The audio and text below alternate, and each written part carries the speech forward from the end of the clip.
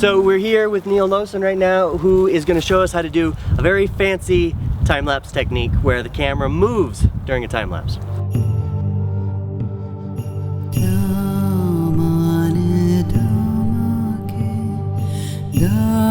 Most important, this is a rail that the camera is going to move along as the time-lapse progresses. We can do a time-lapse and we can make the camera move just like it would in a moving shot on a dolly or on a crane, except much, much slower to accommodate the time-lapse. Where did you get this, Neil? We ordered it from a company called Dynamic Perception, which makes these time-lapse setups. That's all they do. So, how much was this setup? It's, I think it runs about $900. So it's not cheap, but it really gives us some cool results. So I think it's worth it.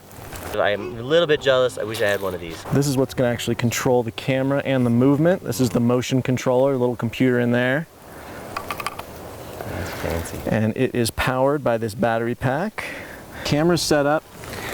Now, one important thing is manual exposure and manual white balance on time lapses, because otherwise the camera is going to make its own decisions and your shots are going to look a little bit different from one shot to the next. You want all of them to have the same look so that you can put them all together into one smooth video sequence. Well, I'm going to hook this up, hook the controller up to the camera, and then we should be ready.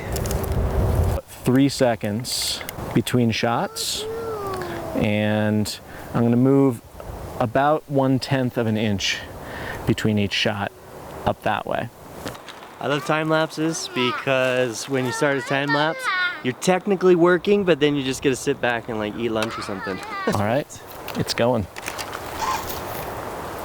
And I just want to make sure that my strap isn't going to get caught on anything.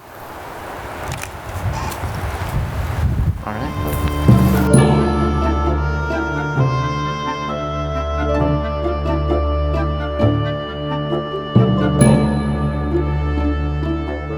Okay, so if you like that little time-lapse photography technique, then I think you might also like a couple of the other videos we've done. I did a video on how to do night time-lapse photography, which you can check out right here.